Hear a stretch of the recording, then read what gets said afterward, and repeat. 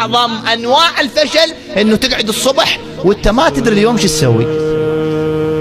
شايف احنا عندنا ناس ما يدري بإيش الساعة يقعد، ما يدري إذا قعد شو يسوي، ما يدري شنو شغله اليوم، ما خلص ما عنده هدف، ما عنده يعني تخطيط، ما عنده شغل. يعني سبب رئيسي بالفشل انه هو مخليه هيك، امتى ما يقعد كذا هيك وخلاص يطب اليوم ويطلع اليوم وما عنده هدف، ما عنده هدف. هذا غاوي، هذا غواية، هذا فشل، هذا فشل. انه الانسان ما عنده رؤية.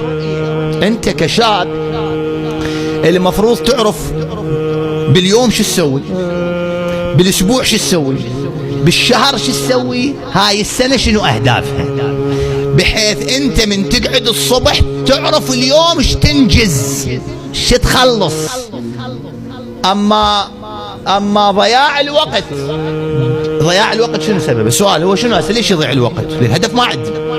لما يكون الانسان عنده هدف راح يمشي نحو الهدف، حتى لو ينجز نصف الهدف هم جيد. لكن لما يقعد الصبح ما يدري اليوم وين نروح، شو نسوي اليوم، شكو، ما هذا فشل. ولذلك انت تكون قبل لا تنام يمك ورقة وقلم تكتب باكر اقعد ساعة كذا، اصلي هيك، اقرا هيك، اسوي هيك، اشتغل هيك، عنده رؤية. من ساعة كذا الى ساعة كذا اقرا، ساعة الكذائية انام الظهر، من ساعة كذا الى اكو خطة.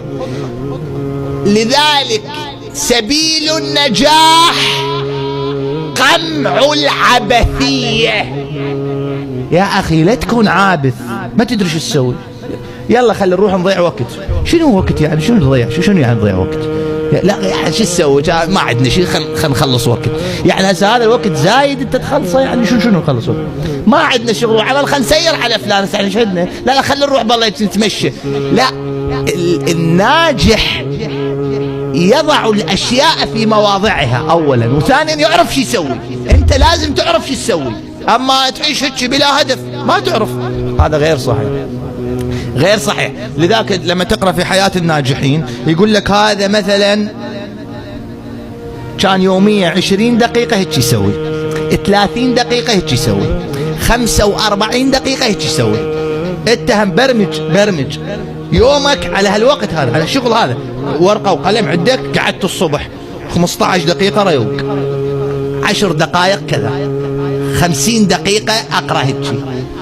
أما لا يريدها كلها بس كلها ما يصيران، بلا خطة، بلا برنامج، بلا هدف، يساوي ضياع الوقت وعدم حصول إنتاجية. ما كنت إنتاج، كل شيء ما ينتج. طيب.